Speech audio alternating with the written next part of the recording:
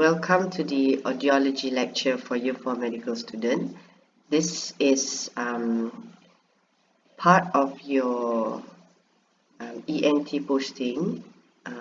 You should prioritize and know that audiological medicine is a subset of otology, which in turn is a subset of ENT, ear, nose and throat, which in turn is a subset of one of your 5 specialized posting in one of the 3 major blocks of your year 4. So you don't need to know much, but anything of interest that you want to ask me, or if later you find interesting, you're welcome to just stop me at the corridor, knock on my door, and you can actually ask me anything.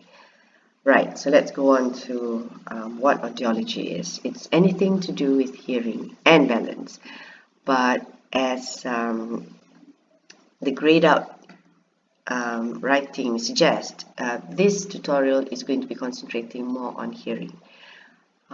Right, let's go straight to how we hear. First, of course, we've got to have both sound and auditory system, but let's go to sound first. Yeah. So what is sound? Sound is this form of energy, this actual energy which has mass, which has properties, and properties of sound that we are interested in from the medical point of view is the intensity and the frequency. So intensity is how loud or how soft a sound is. Frequency is the pitch or the tone of the sound. Just to give you some idea of what intensity is, if we're using the decibel scale, and in this case we're going to be using lots of decibel scale. There are other scales, of course, yeah, but so decibel scale in this case, 60 dB is moderate conversation, 30 dB is whisper, shout is actually about 90 dB. Anything more than 100, 110 can actually give you actual physical pain. You're going to have physiological changes to your body. Your BP will rise, your heart rate will go up. You'll have cortisol and adrenaline surging through your blood system, so it's not just psychological annoyance, it's actual physiological changes happening in your body if you're exposed to very, very loud sound. And another thing, you should just get the concept of this, and I think this is quite important for you to understand, because later you're going to be using this when dealing with your clinical patients, when dealing with your patients. The decibel scale is a logarithmic scale. What logarithmic scales suggest or mean is that when you have something as the ear can hear is 20 micropascal, whereas the loudest sound that it can hear it can withstand is 200 million micropascal. So it's actually huge, it's a huge range. And usually when you have such a huge scale, you need to actually you need to compress it into something which is more manageable, and that's where the decibel scale comes in. Logarithmic decibel scale comes in. But what you have to understand with this is that the increment within this logarithmic scale is not a linear increment. It's not just, for example, 20 to 40 dB is not just 20 dB difference. It's actually 10 to the power of 20. So the difference is actually substantial between one incremental rise or decrease. Yeah, so you need to understand this. And let's just spend some time here. So say for example, if you have a patient with CSOM who needs myringoplasty, repair of the tympanic membrane. So this repair of tympanic membrane, myringoplasty, had to be done under general anesthesia, because you need to harvest the graft, and it's a very painful procedure. What you do is you just take a layer of fascia under your scalp, and that's why but the operation itself is very simple. Once you have the graft, you just put it onto the perforated tympanic membrane, and voila, the body will do the rest. But this has to be done under G8. So when you ask for consent from your patients, you have to actually tell them the worst case scenario that can happen, because that's what consent is about. You disclose everything that can happen during the procedure. So you say patient can, you know, the worst case, of course, that can happen with general anesthesia is that, you know, there'll be respiratory depression, there'll be embolism, patient could actually die from the procedure. So your patient will say, okay, I can die from this procedure, so how much improvement can I get from this operation in terms of my hearing? And then you say, okay, from statistics, previous statistics, it says we have seen improvement for about say 8 to 12 dB in a person's hearing. And then your patients will say, what? 8 to 12 is not, doesn't sound much and I can die from it. But you know that 8 to 12 dB is actually a substantial increment, you know. 8 to 12 dB, especially around this area, will give you substantial increment. So that's why you need to know that the decibel scale is a logarithmic scale. Yeah, so you can actually convince your patient and say, look, this increment is actually quite a lot. Your quality of life can actually improve a lot from this procedure. Okay. Next, we go to the frequency. Of course, I think you should know by now that things which vibrates faster has a higher frequency, and things which vibrate slower has a lower frequency. Things which are generally longer, or things which are longer vibrates slower and thus has a lower frequency. And that applies to your I mean, the difference between a male vocal cord and a female vocal cord. Generally, the male's vocal cords are longer, hence they have lower pitch of voice. So this is a pure tone audiometry, pure tone audiogram. And you should know by now, or if you do not know, you do know that pure tone audiometry is the gold standard of hearing assessment. Well, as you can immediately see here, you know exactly at least two reasons or two information that PTA can actually provide us. Information that we cannot get from history and examination, and thus we go on to our investigation, and our gold standard investigation is pure tone audiometry. And the two information here that you immediately can see what PTA can provide is at these frequencies, what is the threshold of the patient's hearing. That is two quite important information that you want and you can get from PTA. Let's just let me just get your attention to this. Yeah, you notice that the frequencies that we are interested in PTA is just 250 to 8000 hertz, whereas you remember, you know, from your year 2 physiology anatomy class that the human ear can hear right down from 20 hertz to 20,000 hertz. Yeah, so the reason why we're only interested in this area is because of this, more or less. You know, it looks something like that. It looks like a banana. This is actually called a speech banana. This is where all the frequencies, all the sound of human conversation, all the languages in the world, supposedly, yeah, falls under.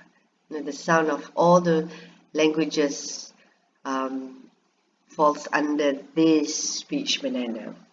So number one reason why we want to hear people, we want to hear people talk to us. So that is why we are just concentrating on 250 to 8000. But we do not PTA. There are many reasons why we don't like PTA to be the gold standard. One is that it is actually a subjective test. You're going to have sessions with my audiologist, with the audiologist next week. hands-on session, you're going to find out how PTA is done and how to interpret PTA and how to, you know, how to actually differentiate between diagnostic and then screening PTA. So everything about PTA you're gonna be learning next, with your hands-on session with the audiologist. But like the name suggests, yeah, like pure tone audiometry, we don't speak or talk in pure tone. No, nobody speaks in just a single tone. Even a simple word such as it's a simple sound such as yeah, consists of probably about 30 frequencies all mixed together. So it's not realistic. It doesn't really reflect the real world. But at this point of time, PTA is still our gold standard because there's nothing better than PTA. Yes, yeah. Right. So, and the thing to measure all these, you know, what intensity, what frequencies of sounds, etc., is something called a sound level meter. So you have this traditional sound level meter, such as this, where the mic is here, and then it will tell you what intensity a sound is, and if you were actually to hook up, if you can hook up a frequency counter there at the end here, and it can tell you frequency specific intensities, frequency specific sounds as well. This is bulky, of course, and it, you know, you have to actually calibrate it properly, and there are different types, type 1, type 2, which one you can actually use for legal purposes. But for you, I hope that each and every one of you, having gone through your ENT posting, will download this application, sound level meter application, onto your smartphones, and then you can actually use this for you to have some ideas what everyday sound sounds like. We always underappreciate the sound that we hear. We think they're somewhat softer than what it actually is. So download these applications, and then you'll see how actually sounds are much louder than we think they are. Yeah, right. So go on to how we hear. The next one would be, of course, we need to have a sound auditory system. Pardon. So an auditory system which you've learned actually from your year 2, you should be able to recall all this. What I want you to just be mindful of this, yeah, that in the hearing system, in the hearing pathway the final processing center, of course, is at the auditory cortex. Yeah? It's not just the cochlea. You need to have sound auditory cortex. And the other thing that's important is that I want you to realize that there's just a lot of these desiccating fibers, yeah, crossover fibers. As low as your cochlear nucleus, it starts to cross over. So a system which has many desiccating fibers, clinically, it's very important, one, for the patient to tell that they have a unilateral problem, and secondly, it's quite difficult for the clinician to diagnose which ear is involved, because this side will always be helping this side and vice versa. So in this case, cases like tumor, for example, you know, you want to detect tumor early because then you can actually do something which can help your patients. But most of the time, patients with, say, for example, vestibular schwannomas or NECP angle tumor, on one side, they will not be able to tell that there's hearing loss or unilateral tinnitus until it gets to the late stage, because the other ear will always try to be helping the other one. Yeah, so that is and here lies one of the most important concepts that you have to remember in audiology. You can't wait for your patients to come to you. Say, for example, in this case, yeah, patients with vestibular schwannomas, for example. If you were to wait for your patients to come to you with symptoms, they will only come to you late, when there's already coning, established SOL symptoms, they'll be fitting away. So you don't want them to come to you at that stage. You want to catch them early, and they will come to you early. So what you have to do is you've got to chase this patient. You need to actually screen your patients for early symptoms. So in audiological medicine, screening is very, very important. You would probably have come across our ENT and audiology mobile clinic. Yeah, you probably have seen them around campus. So that is actually a very important feature in any audiology clinic. We need to have all these mobile clinics.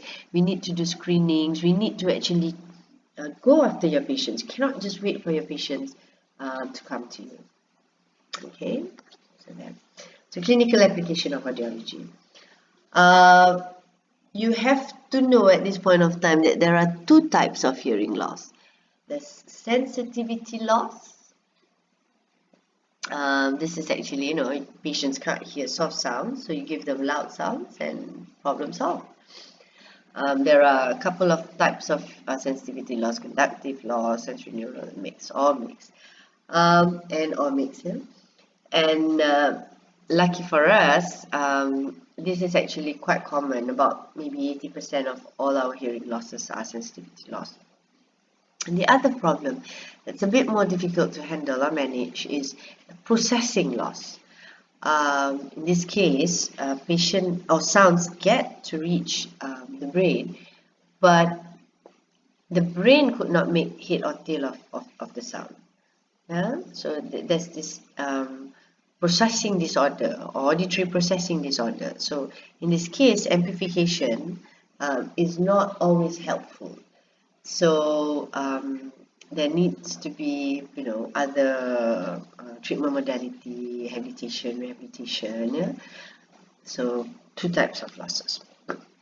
And the other important concept that you have to know at this point of at this stage of your medical career is that you can't just wait for the hearing loss to be severe or profoundly severe for the patients to have problems. Even minimal or mild losses can actually cause a lot of problems for your patients.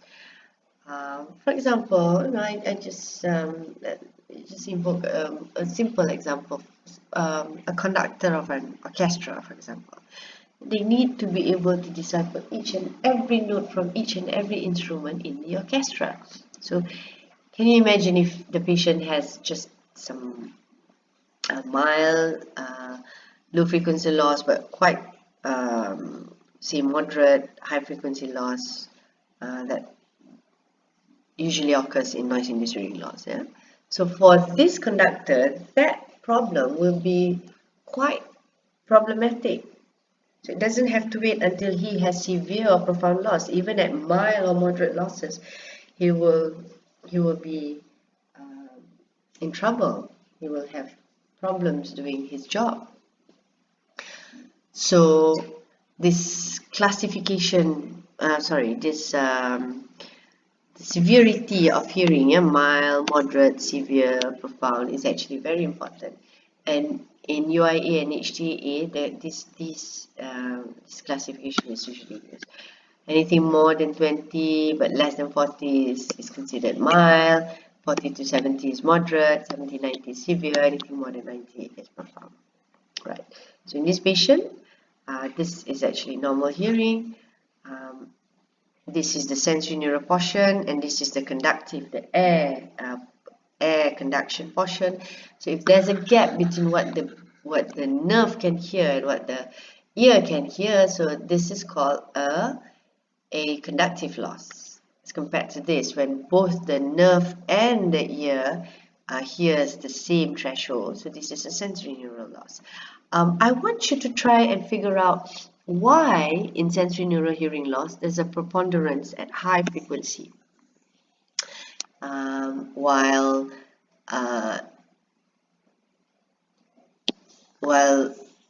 the low frequency stays more or less normal until, you know, till the late stages. Try and work out or discuss this amongst your group mates, why this is so. Yeah, I mean, it's very interesting, and usually if you know the reasons behind it, it will sort of like stick to your brain better.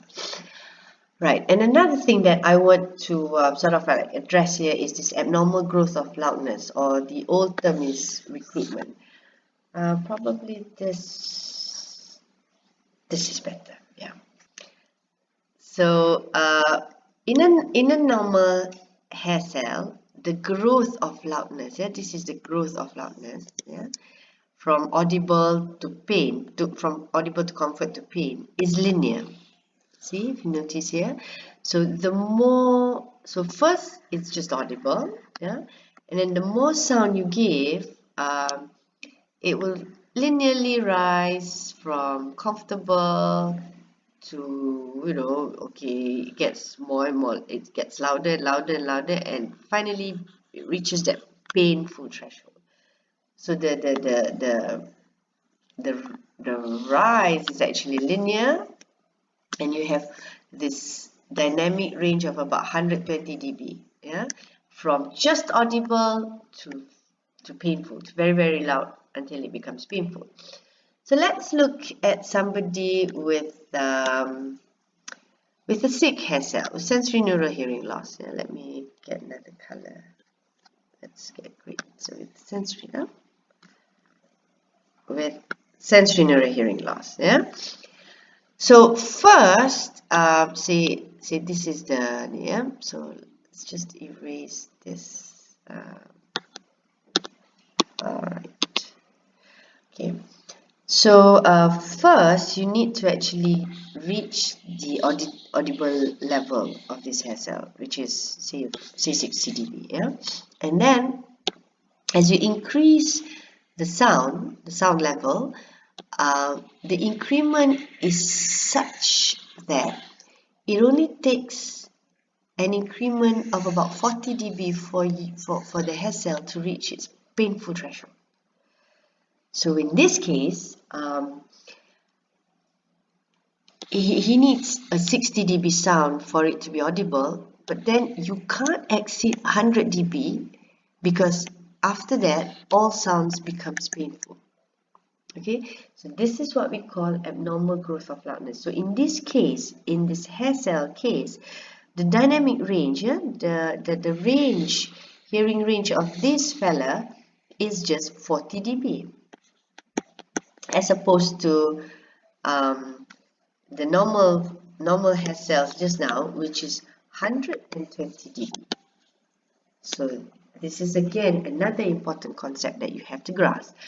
So in your sensory neural patients, in your patients with sensory neural hearing loss, you can't just rely on say you say this is a sensitivity loss. So if they can't hear soft sound, so we'll just shout at them, you know, give them suprathreshold sound, give them loud sounds. But you can't. You must really map out what is loud enough for them and what is too loud. And usually it's a very narrow range. It's a narrow range of about 40 dB.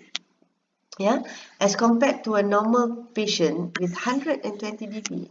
So that's why in most of our sensory neural patients, we need to actually put them on hearing aids, because they need to be given a sound through this very complicated contracture, which can give them a loud enough sound for them, but not too loud. Okay, because of this abnormal growth of loudness. Right.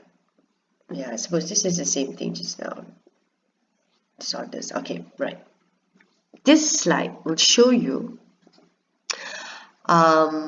why it's important for us to see PTE in its entirety, the whole of the PTE. We don't just want to say get an average of what the threshold is at these frequency, and then you just add them all up, and then you divide them into the number of frequencies. And we don't want that. We want to see the configuration of the hearing loss. We want to see the pattern. For example, from the pattern, yeah, because from the pattern you can actually tell what is the underlying pathophysiology of the disease. For example, in this case, this is more likely to be noise-induced hearing loss. It's not sure, sort of like give you it's not pathognomonic. You can't say this is noise-induced hearing loss until proven otherwise. It's not, yeah. But most of the time, typically, this is noise-induced hearing loss. This is NIHL. This is Meniere's disease, low-frequency sensorineural hearing loss is Meniere's disease. Sloping sensorineural hearing loss is usually ototoxic medication or exposure to solvent. If this is a conductive loss, yeah, if because we don't the PTA doesn't show us where the sensorineural level is, but see if this is a conductive flat conductive hearing loss usually suggests CSOM. A low frequency propensity usually suggests pathophysiology in the ear canal. So this is probably because of impacted wax or foreign body in the ear canal. Yeah, so you want to see the PTA in its entirety. And of course, another reason is for management purposes. So if you have somebody with this kind of losses, of course, you're not going to amplify the low frequency. You're just going to amplify the high frequency. Or in this case, only the low frequency will be amplified and not the high frequency. Yeah? Right. So I've mentioned this before, the speech banana. And then you will see that in when you compare the speech banana to everyday sound, yeah, speech is not very loud. So and we want to assess whether our patients can actually hear speech sounds or not, because that's one of the important reasons why we want to hear. We want to hear people talk to us. We want to be able to communicate with people, with our surrounding community. So if you were to actually ask in your history or when you actually examine your patients, yeah, you don't want to be asking them questions about suprathreshold sounds, for example. You don't want to waste your time with asking your patients whether they can hear mud rumpet going in front of their say can you hear the scrambler sound at night when they pass by your house, for example, yeah, or when a helicopter passes above your house. You don't even want to ask them whether they can hear their phone ringing, because you see from this, the phone sound is actually loud, about 90 dB. So if you ask them whether they can hear their phone and they say yes, and then you assume that their hearing is normal, that's very, very wrong. Because what you want to assess is these sounds, whether the patients can actually hear within this range, yeah, within this range. So you don't really want to waste your time with all these suprathreshold sounds. You don't. What you want to actually ask is, or you want to know whether the patients can hear from these intensities, and if possible, you want to know their threshold, whether their threshold is within these frequencies, yeah, whether they have normal hearing or not. So asking them whether they can hear all the suprathreshold sounds is actually not useful. And also doing examinations and basing it on all these suprathreshold sounds. For example, if you were to knock on the table, for example, and when the patient turns to that sound, that knocking sound is actually close to 90 or 100 dB. So what if patients can hear that sound? I mean, it doesn't It doesn't really help. So don't do all these gross, crude hearing tests, because it's not gonna help. You need to know the threshold of your patient's hearing, and you want them to be here at this level so that they can actually hear all the sounds of speech. Let me just clear this so that you can see.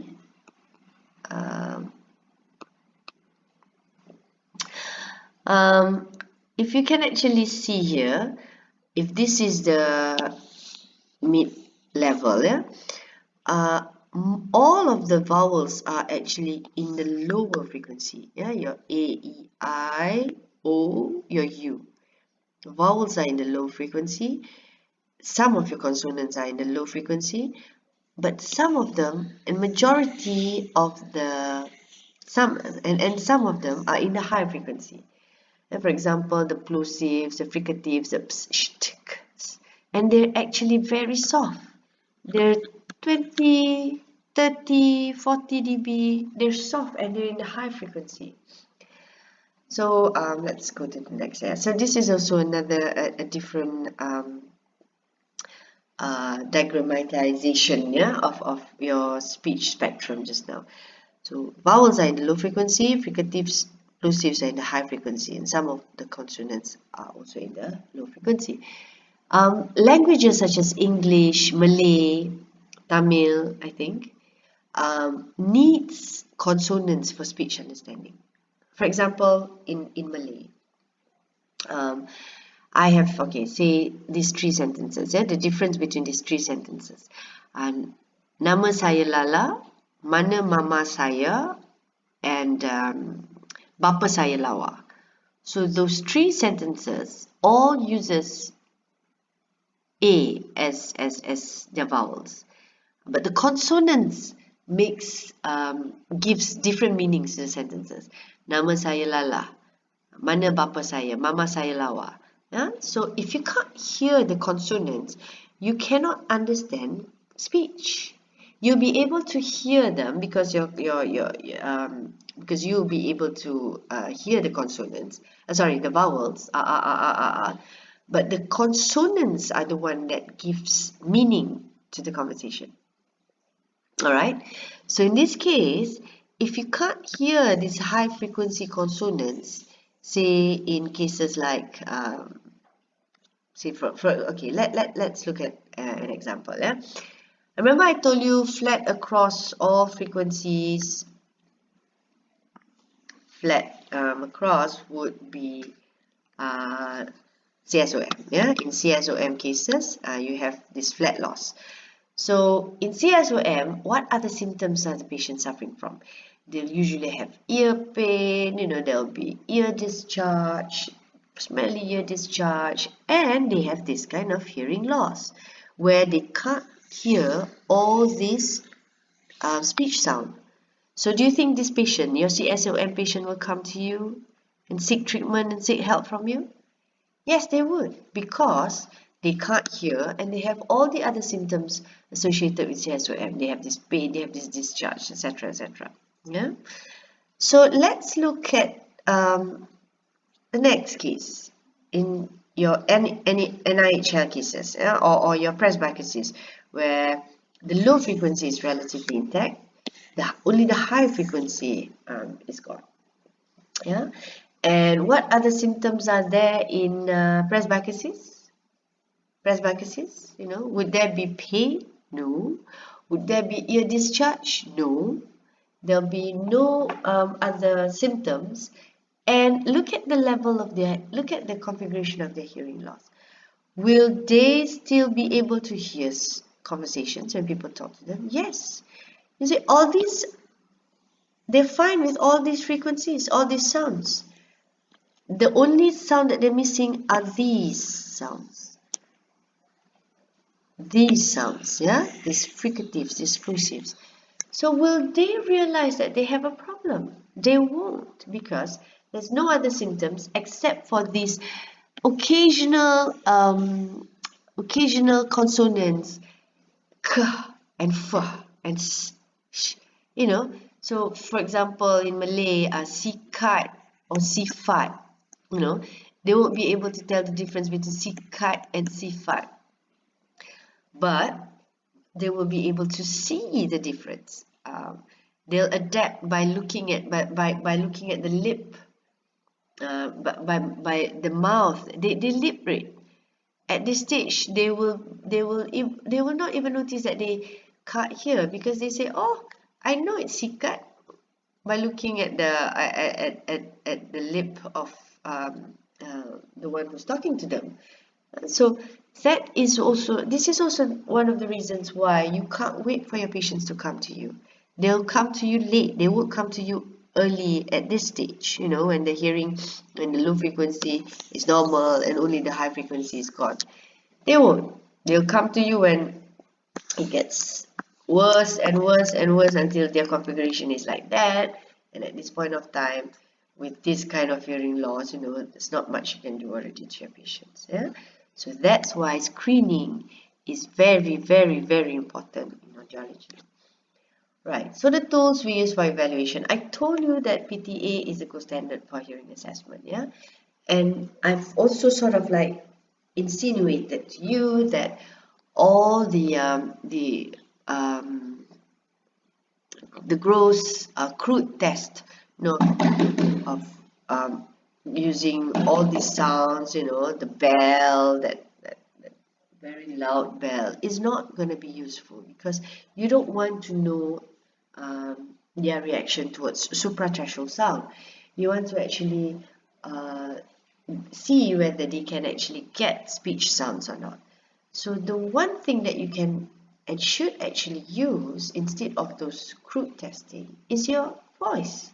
Remember, your voice, you can actually, remember, whisper is 30 dB, normal conversation is 60, and a shout is 90. Yeah, that's not shout, but something close to that.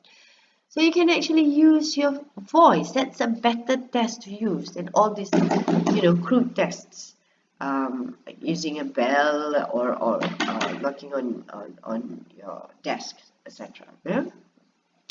So your voice could be altered to be 30 dB or 60 or 90, and then the frequencies that you can actually use. Yeah, you, of course, like I said, you can't be giving out say 1000 hertz. We can't come up with pure tone sounds. Yeah, but if you can just at least assess whether the low, the mid and the high frequencies, the threshold of the low, the mids and the highs, that's good enough. I mean, if you're in a setup where you can't do pure tone audiometry, where the mobile unit can't go, yeah, all the general hospitals in Malaysia, in all states, yeah, and even in some district hospitals as well, have a complete audiological setup where there's a soundproof room, and there's all the calibrated PTA, etc. But say, for example, in areas where you can't, where it's not available, Kampong Bantang, for example, yeah, so you can actually use this pre-field voice test. Intensity, you can, like I said, alter your voice. In frequency, for frequency, you can actually use or assess mid, low and high frequency. So for low sounds, low frequency sounds, go, the word go is very good, yeah, because you can say soft go, go, go, go, go. You can say loud go, go, go, go, and it sort of like still restricted to the lower frequency, because you don't usually say go in high frequency. You don't say go, go, you know, you don't say go, go. You say go, go, go. Yeah, so go is a good low frequency, is a good mid frequency sounds, and high frequency, now that's a problem, because it's quite difficult to actually produce high frequency higher than 4000, you know, sounds, 4000 hertz sound. So that is why high frequency rattle, the ones that you actually receive in your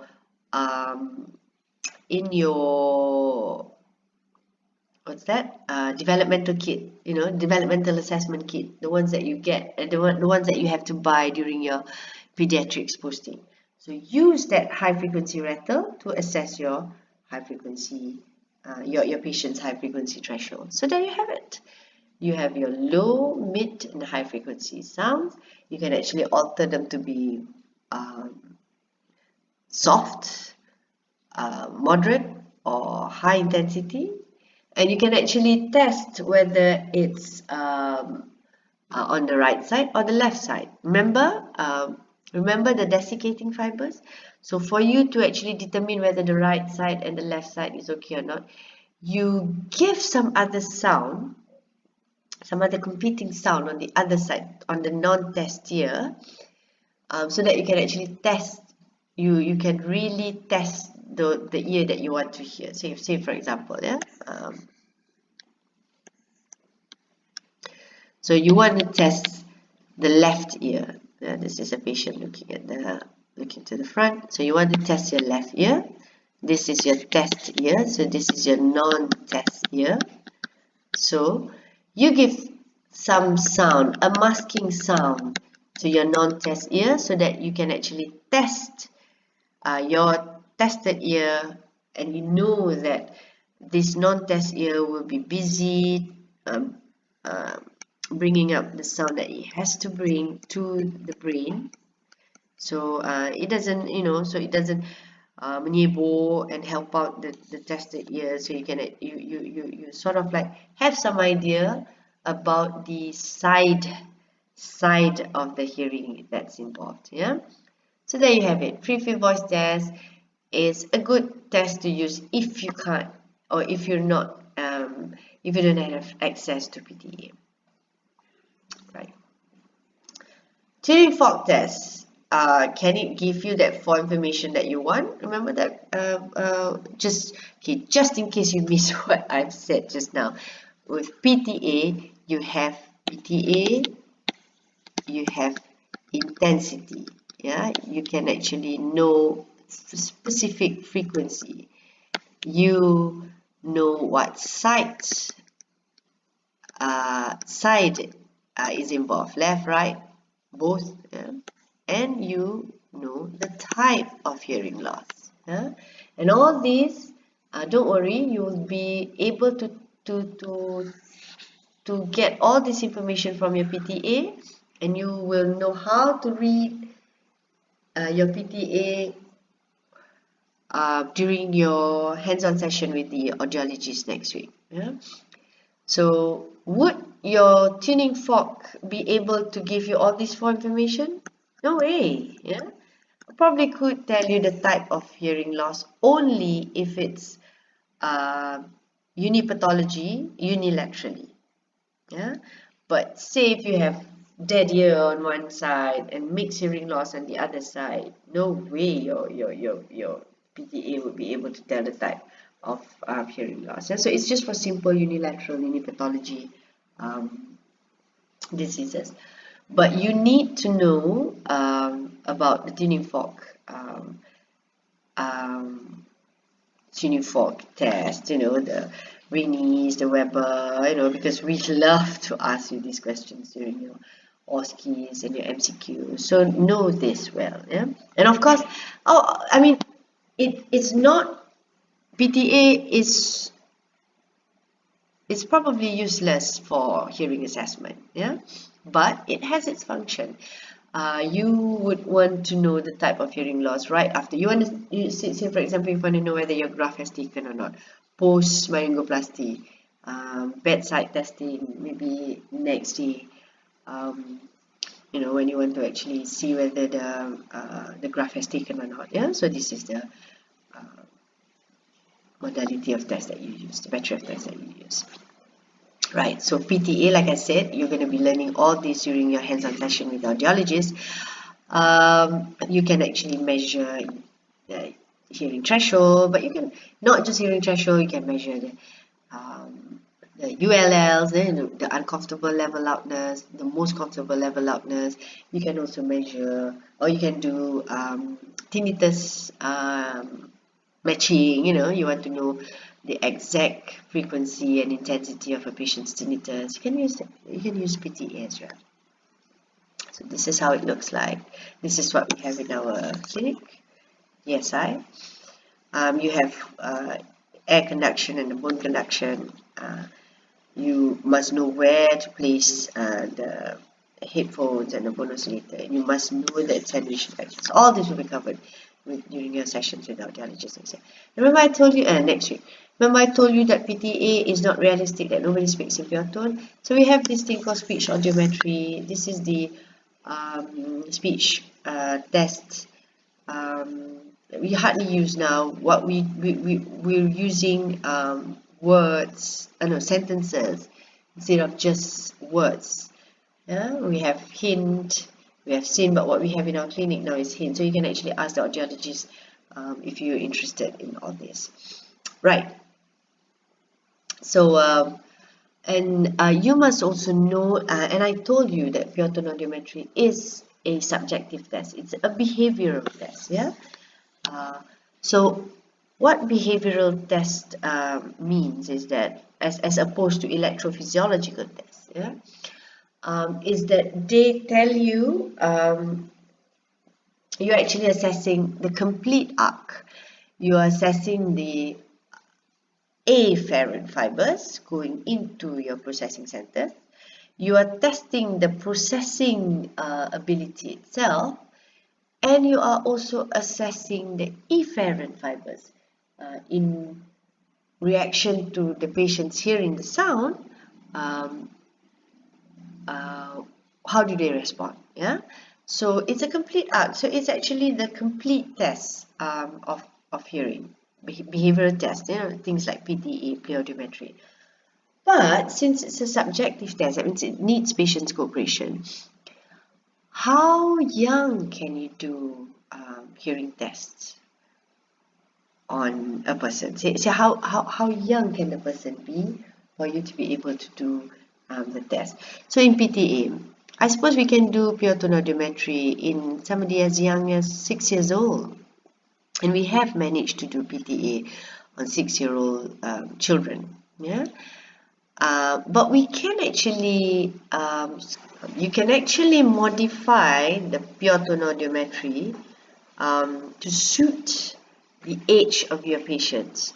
You can actually go down to play audiometry, and then to visual reinforced audiometry, and you can actually get all the 4 informations that you want to get from your PTA, which is that frequency, specificity, intensity, the side and the type of hearing loss.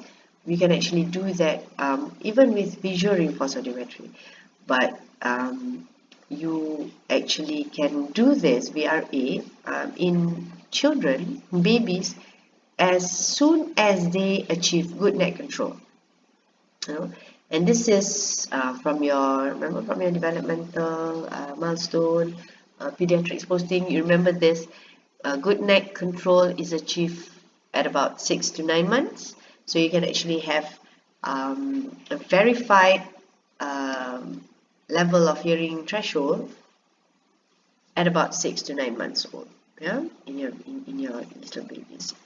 So there you go. So okay, let's just spend some time here where I want you to just listen to me, and this is going to take a little bit of time, but this is very, very important. Audiology has not always been incorporated into the medical syllabus. It is just recently sort of like it has gained importance just recently, and this was because of I think partly this very important paper by Yoshinaga Itano, which what this paper sort of like the gist of it is that it shows that kids who cannot hear are actually just like any normal kids. They have normal IQs. There's nothing wrong with them, except for the fact that they can't talk. They can't hear. But when they cannot hear, the problem comes when they cannot hear. they cannot communicate, they can't talk. So they can't communicate. And when they can't communicate, they can't learn. So that's why previously, even in medicine, I think, we use the term deaf and dumb. You know, when you're deaf, you're immediately, or you're always associated with being dumb as well, because you can't talk, you can't communicate, hence you can't learn. And this paper by Yoshinaga Itano, I mean, the gist of it is that what they did was they compare the IQ of normal hearing children and hearing impaired children. Yeah, you've got hearing impaired children and you have normal hearing children, and the IQ was found to be equal, or in some cases, yeah, in hearing impaired children, it's substantially higher than the normal children. But we that paper sort of like made us realize that we are not helping these deaf children as much as we can, because if we do not deal with their hearing loss fast, and they'll have all these delays, there'll be speech delays, and then when you have all these speech delays, learning delays, and so they will forever will have to play catch-up game compared to normal children. So one is you have to actually detect these hearing impaired children early. Yeah, detect their hearing loss early. And two, you need to actually fit them with hearing aid early. Okay, early diagnosis and fit hearing aids early. All right. So for us to be able to do this, for us to be able to detect and fit early, what should we do? What must we do? We must actually examine them for hearing impairment. I mean, do hearing test on them early. So how early is early? So when do we start? Okay, so let's go back to physiology. When does a child start to hear? Because for them to be able to talk, they need to be able to hear first. So when do they first start to hear? They start to hear by 20 weeks of gestational age. 20 weeks of gestation in the womb. So if we were to actually detect them at 4 years old, or 4 years or 3 years old, that's already late, because they need to be able to get all these audiology or auditory banks built. They need to have all these words inside into their brain before they're able to actually come up with speech.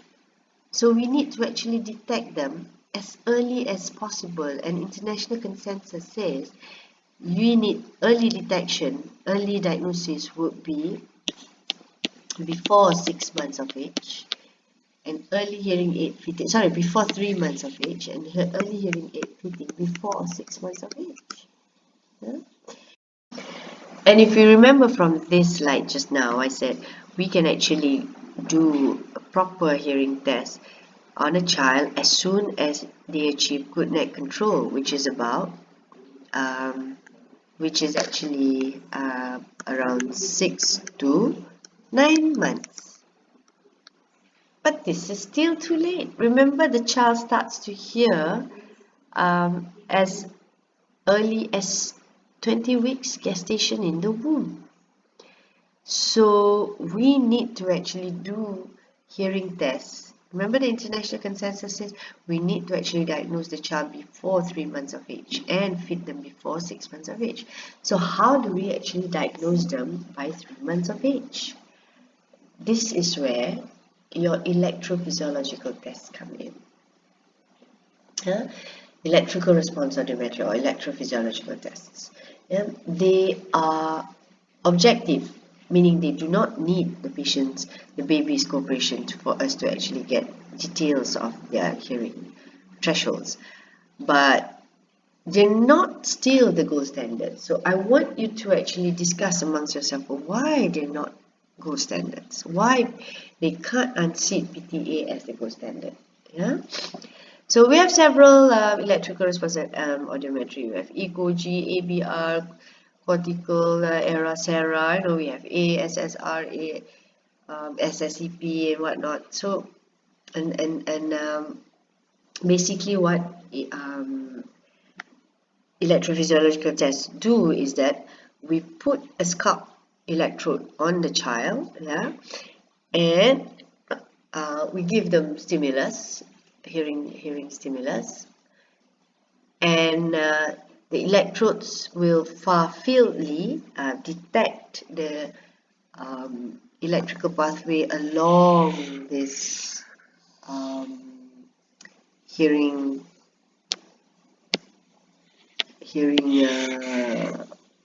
pathways, and all these electrical impulses will be detected by the scalp electrodes, such as this wiggly thing, yeah, and this is supposed to mean something to us. Not for you, you don't have to know all of this.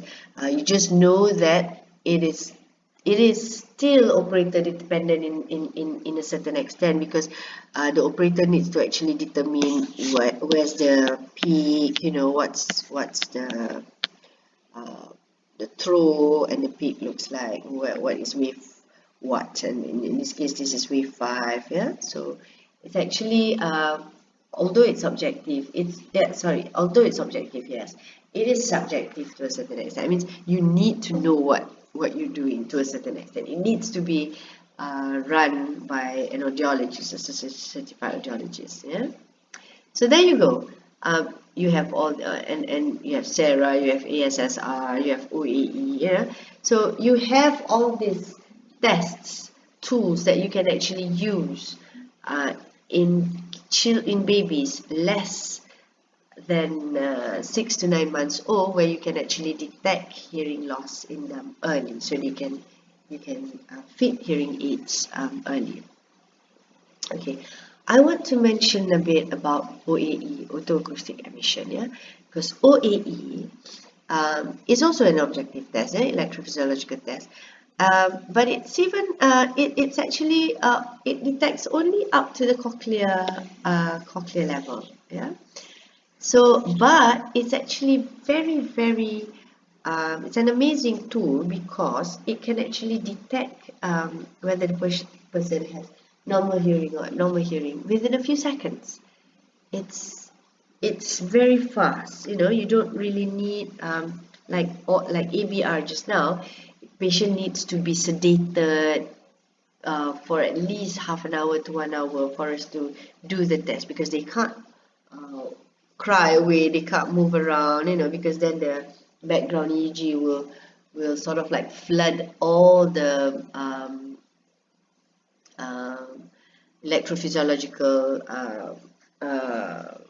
responses that you want to actually detect.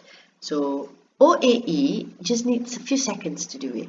So it's actually it's a very good screening tool.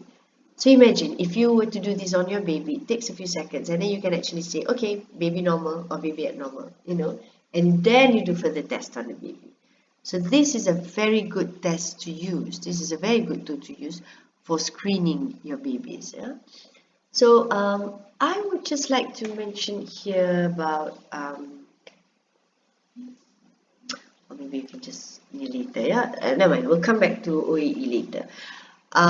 So TIMP, again, we're still in that portion where we're discussing about all the hearing tools that we have. So TIMP is not actually a hearing assessment tool, but it's a good friend to have in your clinic, because it helps to tell you the state of the middle ear and the compliance of your tympanic membrane, you know, whether your mastoid air cells are functioning or are normal, is it filled with fluid, whether your eustachian tube is okay or not. So this is a good tool to have in your ward, in your clinic. This is how a normal TIMP looks like, and these are all abnormal TIMPs, type B, type C, tympanic membrane. Yeah? Right, so So we're actually at we're nearly to the ending, and I would just like you to know here that only 20% of hearing impairment are surgically or medically treatable. I mean, previously, as a medical doctor, if you're not able to cut the patient better or treat or give the medication to make them better, you just put up your hands and say, oh, there's nothing much we can do. Yeah? We forgot about habilitation and rehabilitation. So in audiology, hearing aids is actually very it's actually a very useful and all important treatment modality. Yeah, you're not actually treating them or curing them, you're aiding them with this hearing aid, because only 20% of them are actually treatable from surgery or medication. So you need to realize that hearing aids can actually do the job. In Malaysia, only all these are hearing aids. In Malaysia, only 17% of those with hearing aids are actually given or actually do actually wear hearing aids. 17%. A big portion of us who need hearing aids are not wearing hearing aids for many reasons. I mean, one of them being, of course, it's expensive. It's not cheap. Hearing aids, a non-chunky hearing aids can easily cost anything from 3,400 to 4,000, 5,000 per hearing aids per side, per year. So a pair would cost your patient about as easily from 7 to 10,000. So that's actually quite expensive, and not many of our patients can actually afford hearing aid. Okay, and why stigma? I think stigma is also one of the main reasons why patients are not wearing hearing aids, because especially if it comes to those presbycusis, adults with hearing loss. Somehow they don't want, somehow it's hip to wear specs, but not, if you were to wear hearing aids. Somehow hearing aids are taboo. Spectacles are fine, glasses are fine. So we need to actually change that. Help me change this. Help me undo the negative stigma of hearing aids. Yeah. And knowledge, I suppose. Don't be surprised that some of the medical colleagues will still say, what, really, you can actually help these patients with hearing aids, because they seem to think that if it's sensory neural, you can't do anything about the patient's hearing. You can, because remember, 80% of your patients have sensitivity loss, even if it's sensory neural. They're not processing loss, so they just can't hear soft sounds. If you give them loud sounds, problem solved. All right. So, and just so that you know, and just so that you, they say, oh, you've gone through a lecture with Dr. Eileen, but you have not heard of FM system. So I'm telling you this now. Hearing aids, kids with hearing aids, it's tough. It's not, although hearing aids are there, it's not as good as God-given ears. Say if Allah's technology, Allah's ear is at this level. So hearing aids, the best hearing aid in the world is at this level. So it still cannot compare to the normal ear. It's still there. It's got all this to actually be as good as a normal hearing. So if a child has cochlear implant or hearing aids, and he needs to actually hear and get all the inputs from the teacher, it's very difficult to actually just rely on your hearing aids, because the class is noisy and there's a lot of background noise. So the usage of an FM system, something which whatever the teacher say goes directly into the patient's ear, patient's hearing aid. Yeah, directly into patients. This will really help your patients. So you should always encourage your patients, your hearing aid patients, with using FM system in the class. Yeah. So, but you can imagine if your hearing aid is expensive, about 10,000 per. Your FM system is way also expensive. Huh? You should. Oh yeah, I didn't mention just now that hearing aids have very limited shelf life, about 3 to 5 years of shelf life. So every 3 to 5 years, you need to change to a new hearing aid. So that's why it's actually it's not affordable to many of your patients. So we need to actually pressure, the people up there, the people who matters, the people who actually um, make policies and whatnot, to realize this. Yeah, we need to actually these are the points that I want to do. So let's go one by one. Yeah, you need to actually realize that we should subsidize or even give for free hearing aids, because then we can actually at least they have a chance to become independent adults, where they don't need any handouts or allowances, OKU allowances. Right now, all these hearing impaired individuals who register as OKU will be given 300 ringgit, 300 ringgit Malaysia. Do you know that? They will receive 300 every month until they die. So wouldn't it be a better idea if we were to give them hearing aids early in life, and then let them become independent adults, go all the way that they can. Remember, these are the ones with good IQ, with high IQ, so they can actually go on to become lawyers or accountants. There's nothing wrong with them. It's just that they can't hear, and when we actually treat their hearing impairment, they can go on to become normal individuals. So we need to actually help them and subsidize their hearing aids, and then do away with all these handouts and allowances. We should actually give them hearing aids instead of label them as OKU and then give them crutches all their lives. Yeah.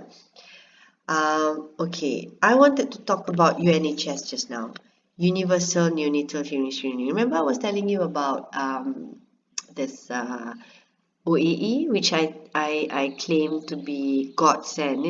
This amazing tool that you can actually use for screening all our babies for hearing impairment. Right. So, what are the diseases currently that we do universal screening for these diseases? In Malaysia, we're doing G6PD and hypothyroidism. Yeah. Why do we do G6PD and hypothyroidism? Because they're quite common. They're common. Okay, why do we do universal screening? Yeah, universal screening. They're common. If we miss this disease, it's catastrophic. Yeah.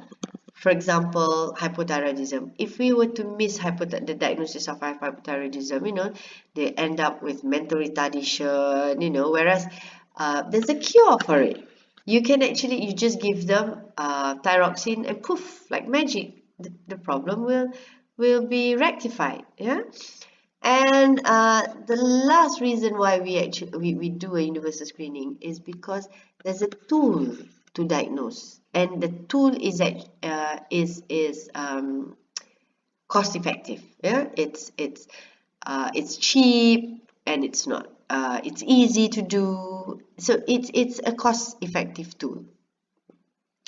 So that's why in Malaysia, we're now currently screening for G6PD and hypothyroidism, and to a certain extent congenital hip dislocation. Yeah, because the tools, it's easy to do, there's a cure for it, If we missed it, it's catastrophe, and it's common. All right, so now let's look at hearing impairment. Congenital, non-syndromic sensorineural hearing impairment. So is there a tool for it? Yes, we have our OEE just now. I told you it took a few seconds only to actually have the levels of the hearing. Is there a cure? Well, not so much of a cure, but there's a treatment for it. We can actually give them hearing aids. It's catastrophe. Yes, we talked about how in all those patients whom we miss or we diagnose late, they will end up with speech delay, or worse, they have to use sign languages. So it is catastrophe. And is it common? Yes. For your information, non-syndromic congenital sensorineural hearing loss amongst live babies in Malaysia is very, very, very common. It's about 17 per 100,000 of live birth.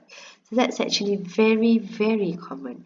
So that's why we need to push for universal neonatal hearing screening. We have to, we have to push for universal neonatal hearing screening. In Malaysia, USM, UKM hospital is doing UNHS. So UMMC, hopefully, when we start our, I think we are starting our labor wards are already starting. So we are going to do UNHS here in UMMC. So we need to actually, some of you might go on to become politicians, or Minister of Health, or even the Prime Minister. So please, on your watch, on your call, you must ensure that UNHS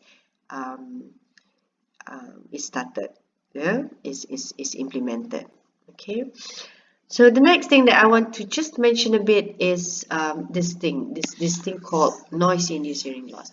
I mean, previously it was just towards the working population. All these noisy, hazardous sounds are only there at the factories, at very unsavory working environment. But nowadays, noise damages can happen from all these leisure activities. The world is getting noisier, and all these leisure activities are getting louder. Your MP3 player, for example, it can go on and on and on. Okay, the thing about noise-induced hearing loss is that you need to have, when is the sound is hazardous? It becomes hazardous when it's loud and it's there for a long time. So it has to be loud and long. So in cases where you need to actually hear a sound loudly, so for example, oh, this is a favorite song, I need to hear it loudly. So make sure it is not, you're not hearing it for a long duration. Make sure the duration is short and sweet. If you have to hear something over a long period of time, then make sure it's not too loud. So you need to know, and so it's currently, I think it's even better for the working population, for the workers, because they have a law that protects them from all this hazardous noise. Workers are not, I mean, if you were to look at our FMA, Factory Machinery Act 1989, you can't expose your workers more than of more than 90 dB for 8 hours period, and every time you increase the intensity for 5 dBs, you need to actually halve the exposure period. So it means 95 4 hours, 100 dB 2 hours, and so on and so forth. So you need to actually be wary of this, because noise-induced hearing loss is fast becoming the #1 cause of hearing loss, not just in the working population, but also in the general population. So spread the words around, make sure that we protect our hearing from all this leisurely, dangerously hazardous noise.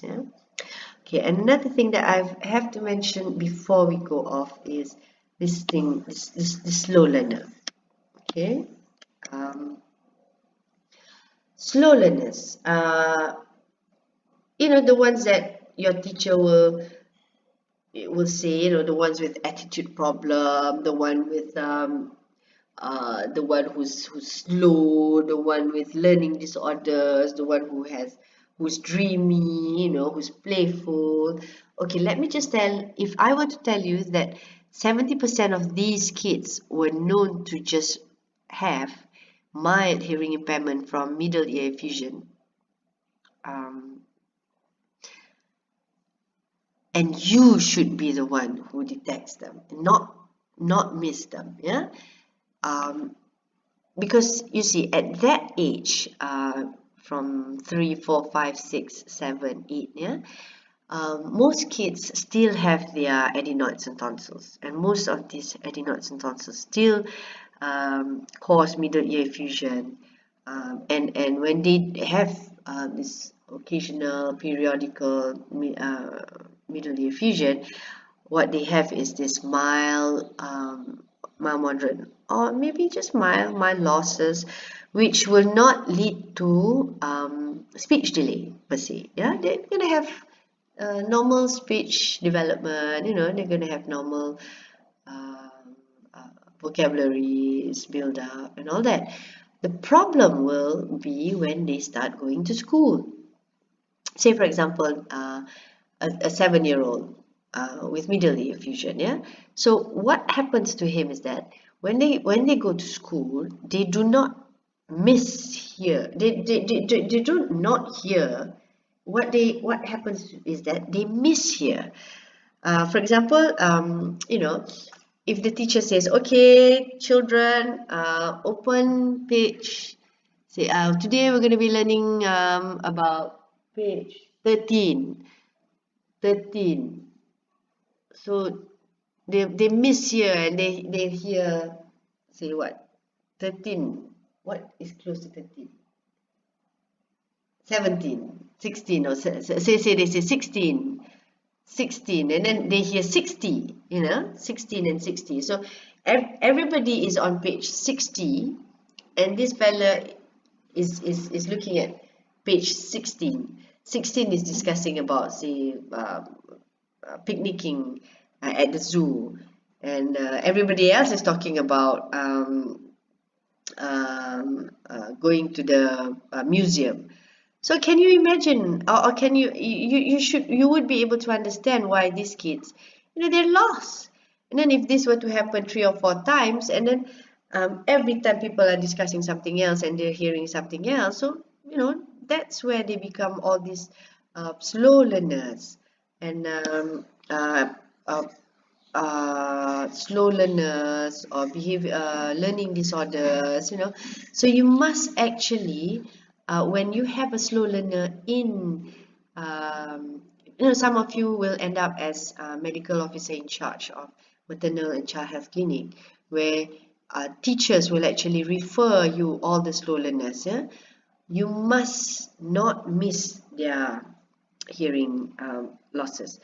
And remember, they will all these kids, what they have are just mild losses. Yeah, so all the more important that you don't do all those crude, gross hearing tests where, you know, you give them suprathreshold sounds, I mean loud sounds like that, and expect them to, if they were to respond to that kind of sound, it doesn't tell that they have, it doesn't, you're not actually detecting mild losses. Yeah, you need to do appropriate hearing tests for you to able to mine out, for you to be able to filter out all these children with just mild losses. Yeah, and remember also that what they have is fluctuating conductive losses, mild losses. Yeah, so it means sometimes they are okay and sometimes they're not. So there will be the chance when you do the test, the hearing is actually normal. Yeah, so you must make sure that you are able to explain to the patients or the teachers of these fluctuating mild losses, you know, that leads them to become not attentive or not interested in classes, right? yeah, that's it. I think that is all that I want to say. Oh yeah, ancillary support. Yeah, mind you, not forget that some patients cannot hear silences or alarms auditorily, so you need to actually support them with visual aids and visual alarms as well. So this is very well understood. So I think that's it. That is all that I want to say during this lecture. Good luck with the rest of your medical journey. Thank you.